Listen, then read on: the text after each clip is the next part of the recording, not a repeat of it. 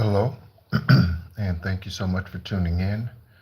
You are tuned into Esoteric Guidance Extraterrestrial Earth Angel, and my name is Nehru. We are going to continue our journey through the canonical text of the Aquarian Gospel of Yeshua. We last left off in the 30th chapter. We will continue our reading through starting at the 31st chapter. And again, for those of you who are tuning in to this for the first time, I do apologize for the way in which I have to display this information. I work with the resources that I have, so please bear with me. And again, thank you so much for tuning in. So, Yeshua is about 17 or 18 at this point in time in their journey here in the 3D.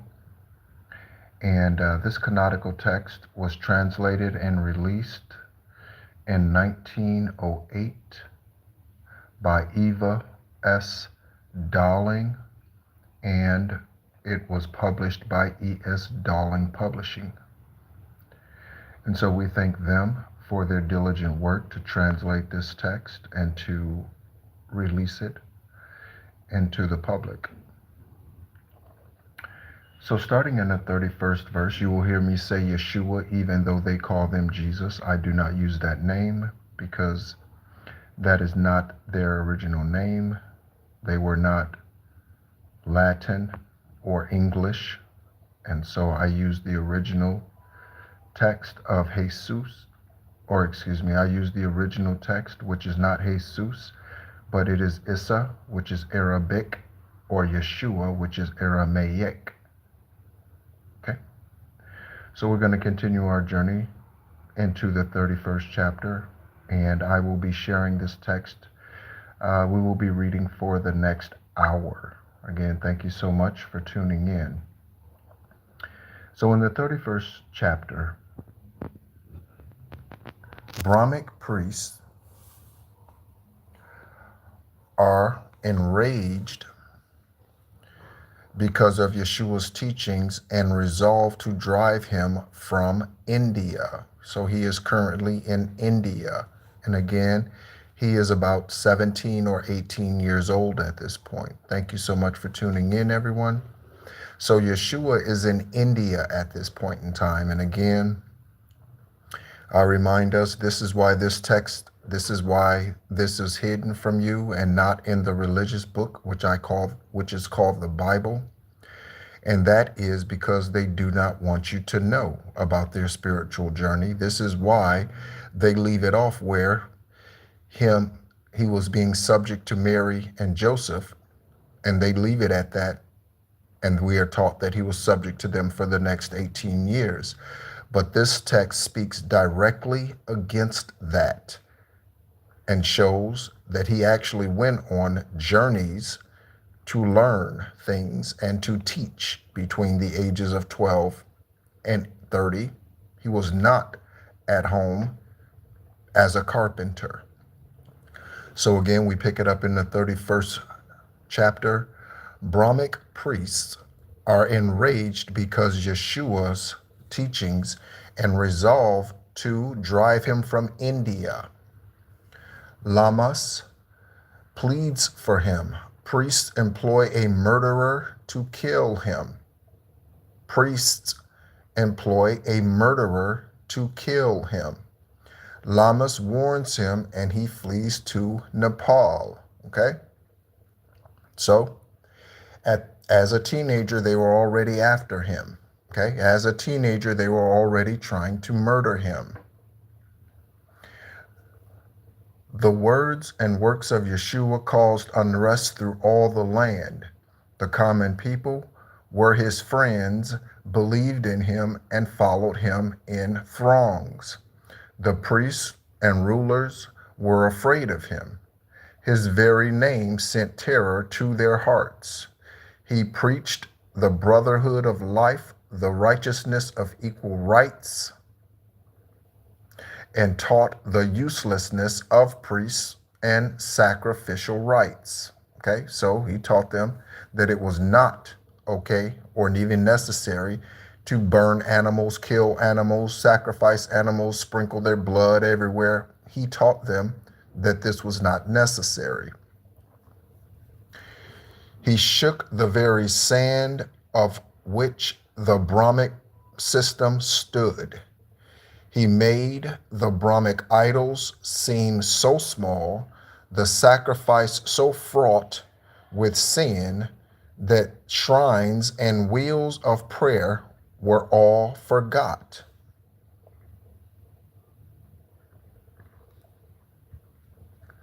The priests declared that if this Hebrew boy should tarry longer in the land, a revolution would occur. The common people would arise and kill the priests and tear the temples down. And so they sent a call abroad, and priests from every province came. Benares was on fire with Brahmic zeal, the city that he left in India. Lamas from the temple, Jagannath, who knew the inner life of Yeshua well, was in their midst and heard the rantings of the priests. And he stood forth and said,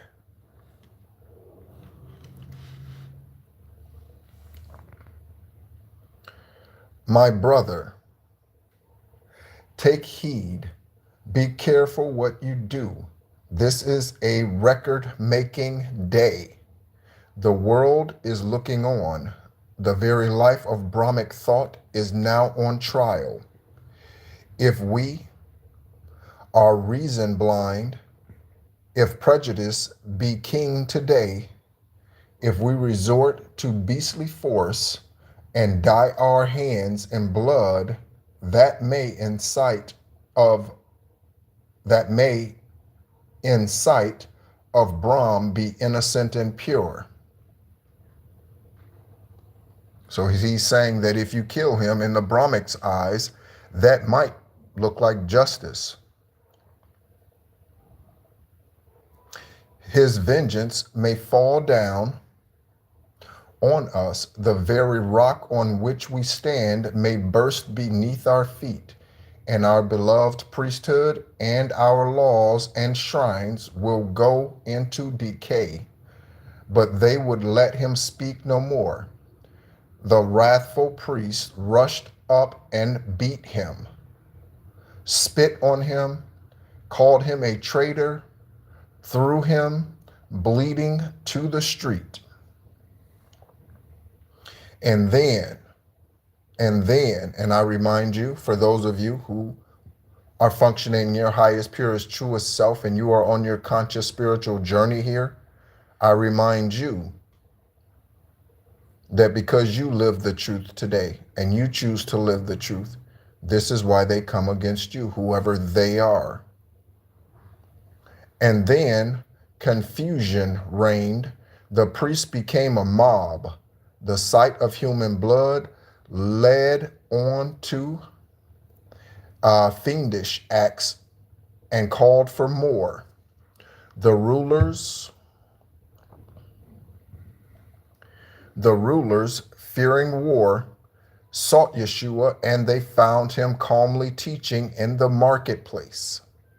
They urged him to depart that he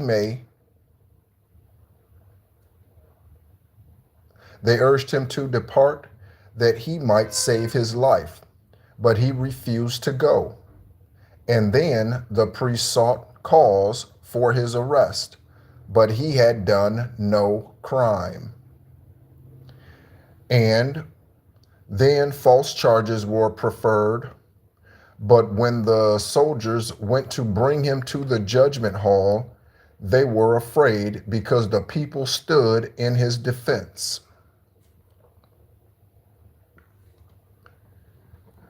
The priests were baffled, and they resolved to take his life by stealth. They found a man who was a murderer by trade. They found a hitman, a man who was a murderer by trade, and sent him out by night to slay the object of their wrath. Lammas heard about their plotting and their plans and sent a messenger to warn his friend, that is Yeshua. And Yeshua hastened to depart. By night he left Benares, and with haste he journeyed to the north, and everywhere the farmers, merchants, and the Sudras helped him on his way. So he was blessed as he was going, protected as he was going, fed, clothed, what have you. And after many days, he reached the mighty Himalayas. So now Yeshua is in the Himalayas. And in the city Kapilavastu, he abode. The priests of Buddha opened wide their temple doors for him. I'm going to read that again. The priests of Buddha, the ascended master, opened wide their temple doors for him. 32nd chapter. In the 32nd chapter, Yeshua and Bharata together, they read the sacred books. Yeshua takes exception to the Buddhist doctrine of evolution and reveals the true origin of man. Metta Vidyapati, who becomes his co-laborer. So he meets someone whose name is Vidyapati.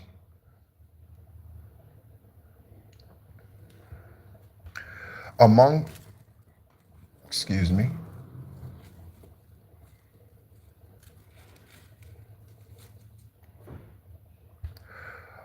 the Buddhist priests was one who saw a lofty wisdom in the words that Yeshua spoke.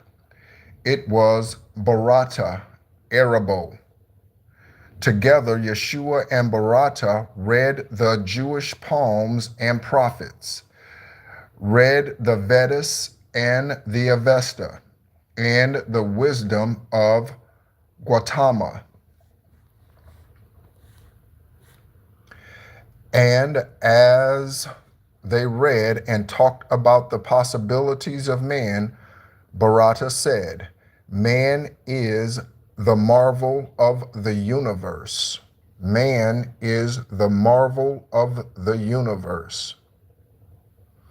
He is a part of everything, for he has been a living thing on every plane of life. Time was when man was not, and then he was a bit of formless substance in the molds of time, and then a protoplast.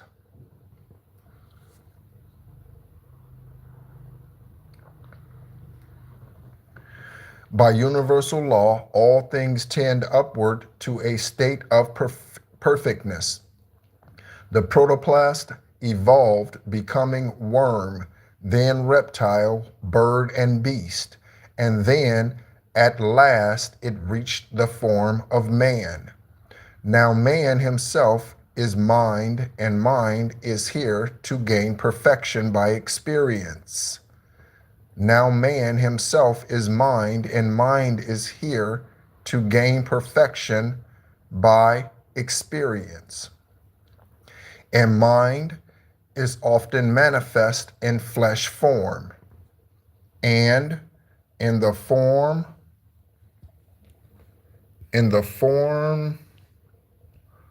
best suited to its growth.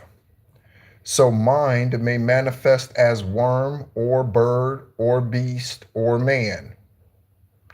The time will come when everything of life will be evolved unto the state of a perfect man.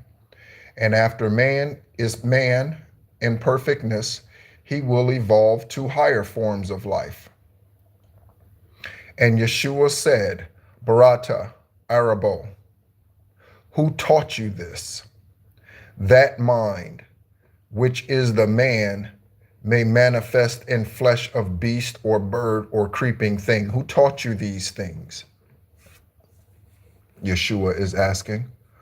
Barata said, from times which man remembers not, our priests have told us so, and so we know. And Yeshua said, enlightened Arabo, are you a mastermind, or do you know that man knows naught by being told? Man may believe what others say, but thus he never knows. If man would know, he must himself be what he knows.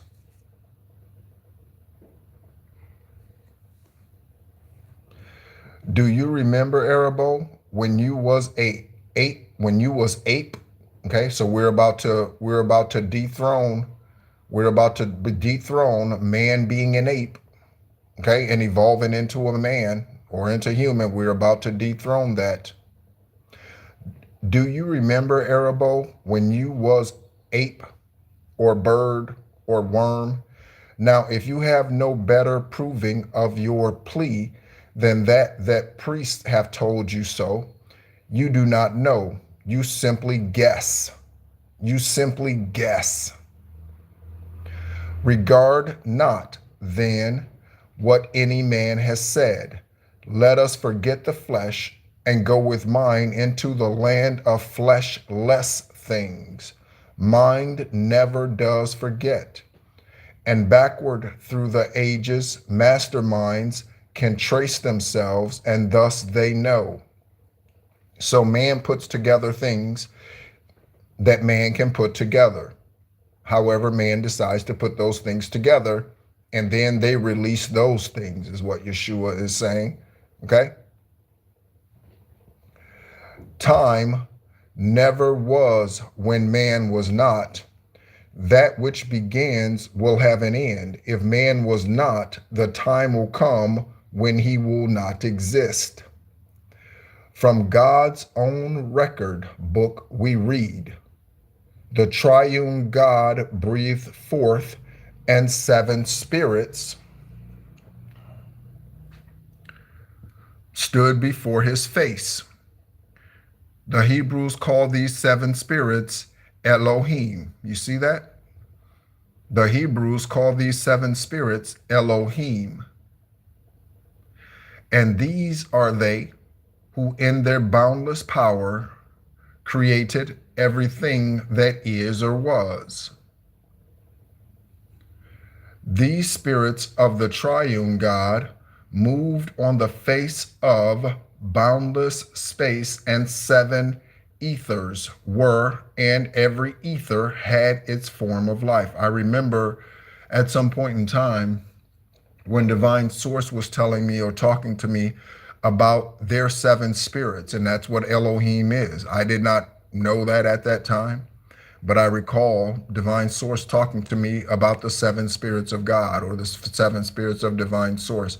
That was before I read any type of, well, not before I read any type of canonical text, but I do not read these ahead of time.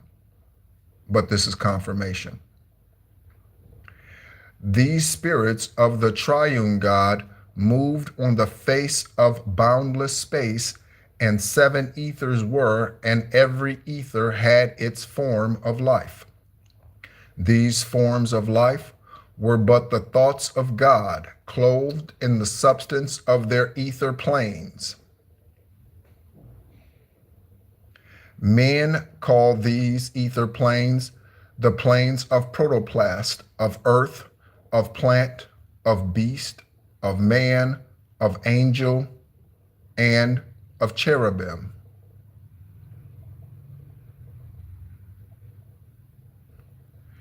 These planes, with all their teeming thoughts of God, are never seen by eyes of man in flesh. They are composed of substance far too fine for fleshly eyes to see, and still they constitute the soul of things. And with the eyes of soul, all creatures see these ether planes and all the forms of life. Because all forms of life on every plane are thoughts of God, all creatures think, and every creature is possessed of will, free will, and in its measure has the power to choose, right from wrong, righteousness from lawlessness, and in their native planes, all creatures are supplied with nourishment from the ethers of their planes.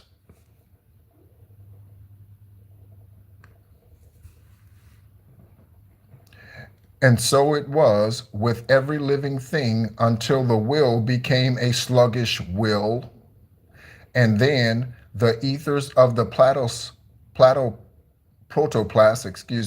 the earth, the plant, the beast, the man, began to vibrate very low, a low frequency. Okay? A low frequency.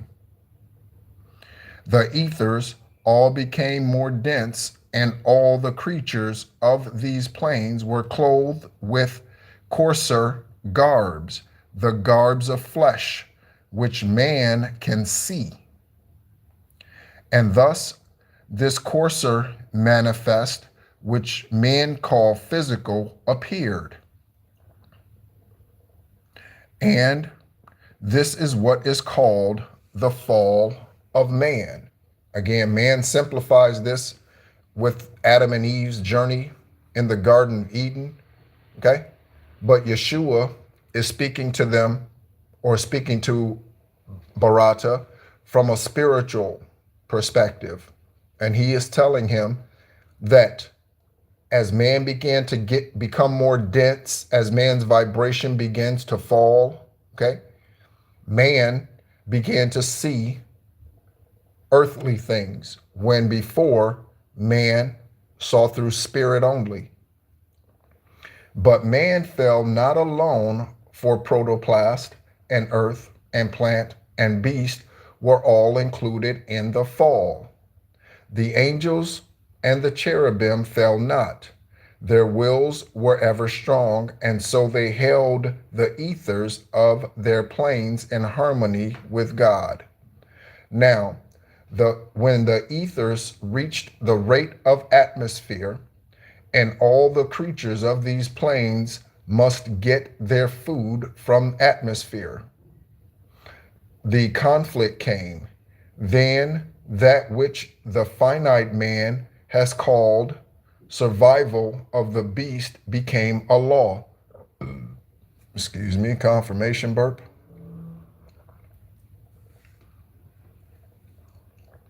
The stronger ate the bodies of the weaker manifests. And here is where the kernel law of evolution had its rise.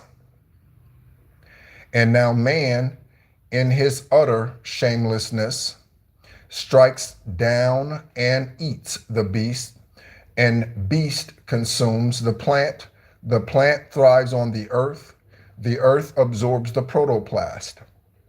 In yonder kingdom of the soul, this carnal evolution is not known.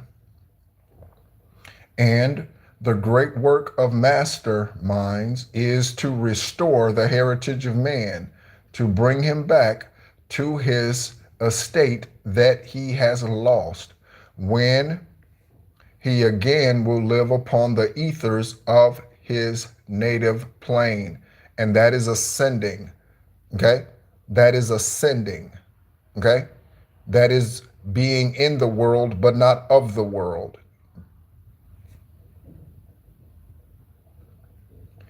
The thoughts of God change not. The manifests of life on every plane unfold into perfection of their kind. And as the thoughts of God can never die, there is no death to any being of the seven ethers of the seven spirits, of the triune God. And so an earth is never plant, a beast or bird or creeping thing is never man. And man is not and cannot be a beast or an ape, as Yeshua said earlier, or a bird or creeping thing. Again, this shoots down evolution. The time will come when all these seven manifests will be absorbed, and man and beast, plant, earth, and protoplast will be redeemed.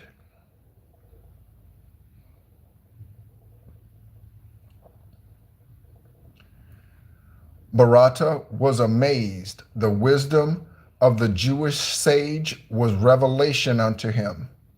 Now Vidyapati,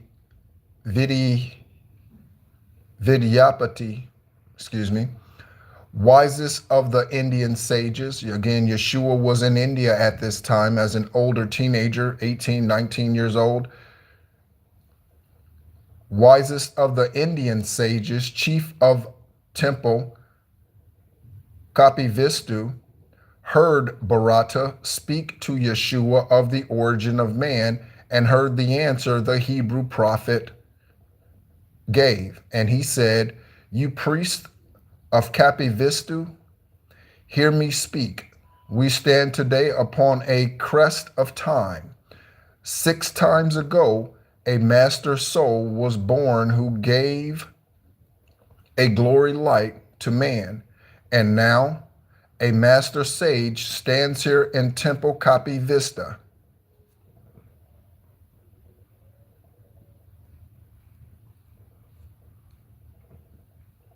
The Hebrew prophet is the rising star of wisdom defied. He brings to us a knowledge of the secret things of God, and all the world will hear his words, will heed his words, and glorify his name.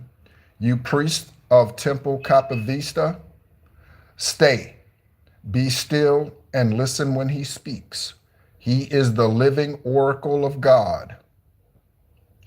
And all the priests gave thanks and praised the Buddha of enlightenment. Chapter 33. Yeshua teaches the common people at spring, telling them how to obtain unto happiness, relates to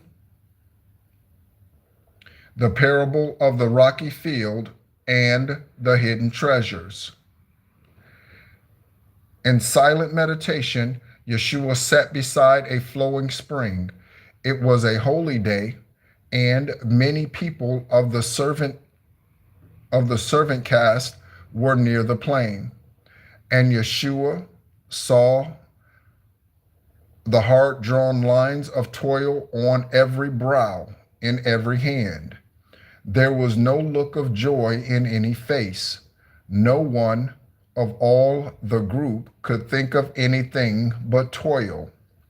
And Yeshua spoke to one and said,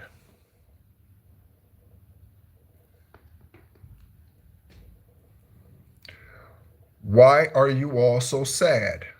Have you no happiness in life?" The man replied, "We scarcely know the meaning of that word.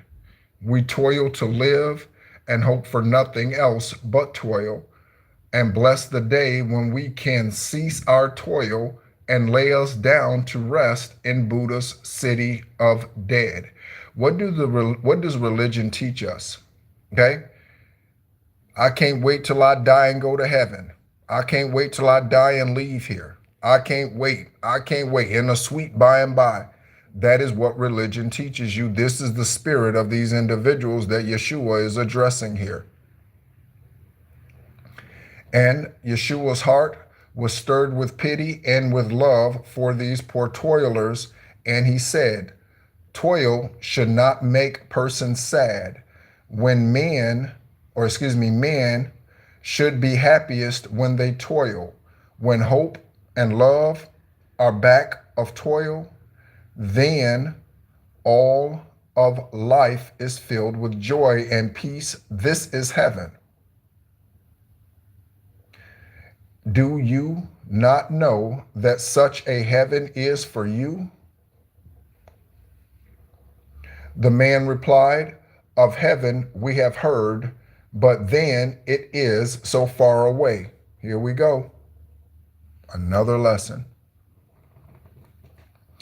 And we must live so many lives before we reach that place.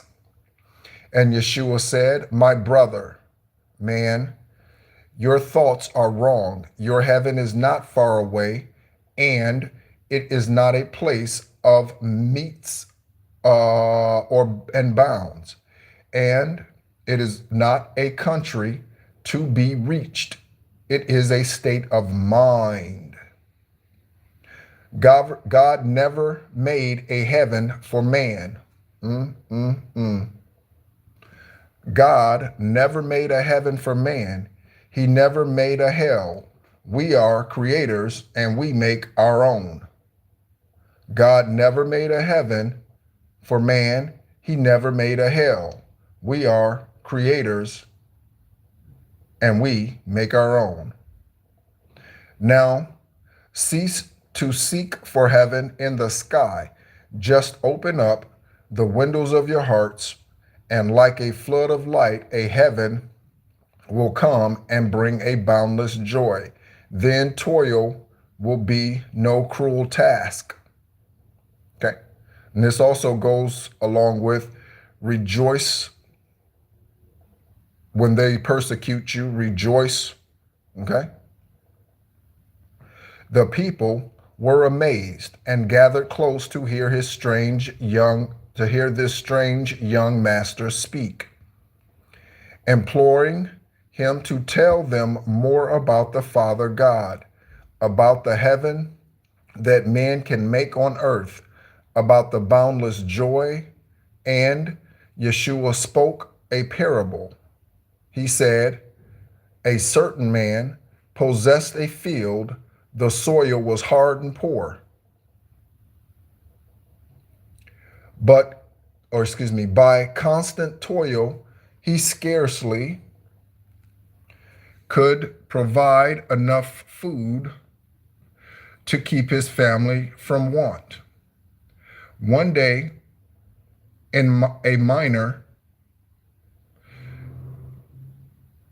who could see beneath the soil and passing on his way saw this poor man and his unfruitful field. He called the weary toiler and he said, my brother, know you not that just below the surface of your barren field, rich treasures lie concealed? You plow and sow and reap in scarcity way, and day by day you tread upon a mine of gold and precious stones. This wealth lies not upon the surface of the ground, but if you will dig, but dig away the rocky soil and delve down deep into the earth, if you will go deep, if you will raise your vibration, you will discover it. You need no longer till the soil for naught. The man believed, the miner surely knows, he said, and I will find the treasures hidden in the field.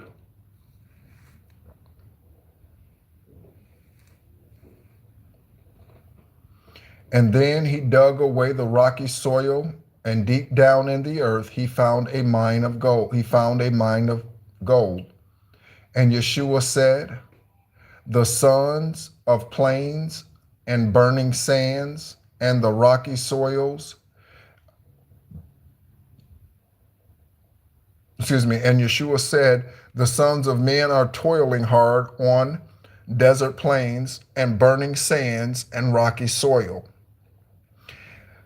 are doing what their fathers did, not dreaming they can do aught else. So go to the same church your mama did. Go to the same church your daddy did. You were a Democrat because your daddy was a Democrat. You're a Republican because your daddy was a Republican. Okay. Behold, a master comes and tells them of a hidden wealth, that underneath the rocky soil of carnal things are treasures that no man can count, that in the heart the richest gems abound, that he who wills may open up the door and find them all. And then the people said, make known to us the way that we may find the wealth that lies within the heart. And Yeshua said, and Yeshua opened up the way. The toilers saw another side of life, and toil became joy. 34th chapter, and I believe we'll leave it off here in the 34th chapter. The Jubilee of Capivisto. Yeshua teaches in the plaza, and the people are astonished. He relates the parable of the unkept vineyard and the vine dresser.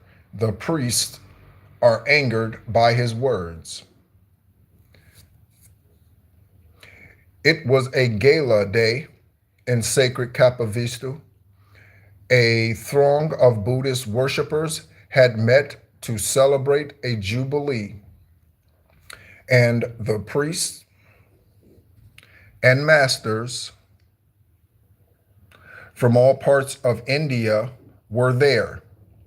They taught, but they embellished little truth with many words. And Yeshua went into an ancient plaza, and he taught. He spoke of the Father, Mother, God. He told about the brotherhood of life. The priests and all the people were astounded at his words and said, is this not Buddha come again in the flesh?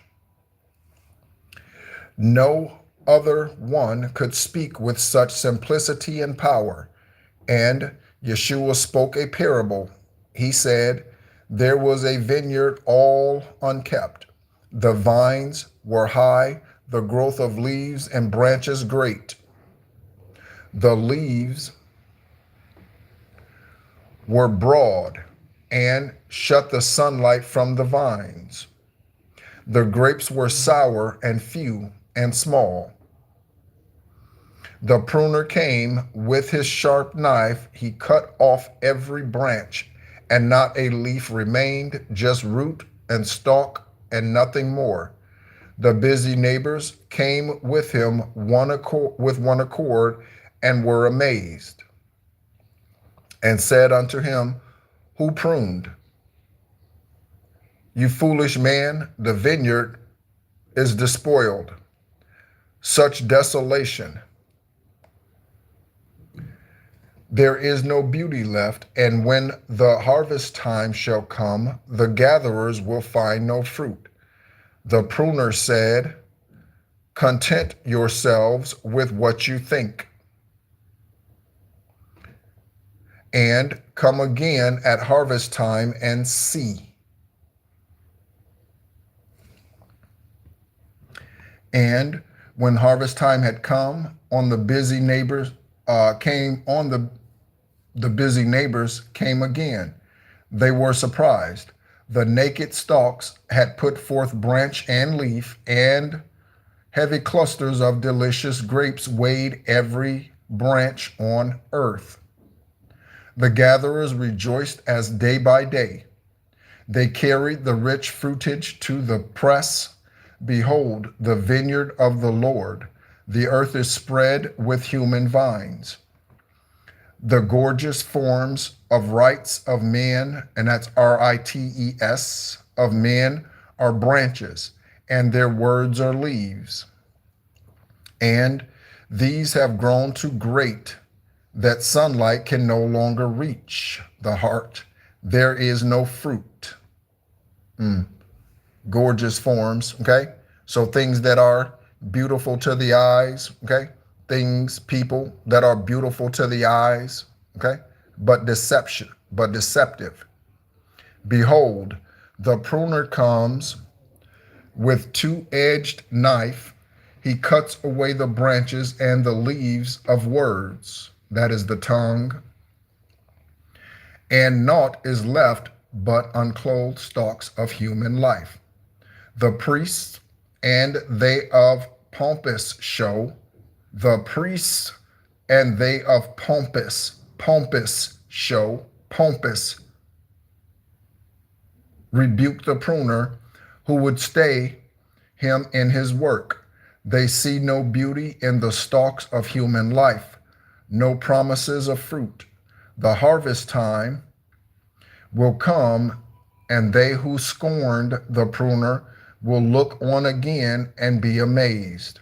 For they will see the human stalks that seem so lifeless bending low with precious fruit. And they will hear the harvesters rejoice because the harvest is so great. The priests were not well pleased with Yeshua's words, but they rebuked him not.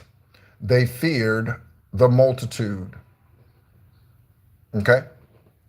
And so I think we will go ahead and stop it there. Okay? Again, thank you so much for tuning in. This is the Aquarian Gospel of Yeshua. Okay? And so we will stop it there at the 34th chapter. I will scroll up here so that you can see the opening cover page, okay, of this lesser known canonical text. And again, thank you so much for tuning in. Okay, this is the text from which I am reading. You can find this in PDF form online. Okay, my name is Nehru. This is Esoteric Guidance, Extraterrestrial Earth Angel. This is a shadow band channel on YouTube. Thank you so much as always for tuning in, and be encouraged.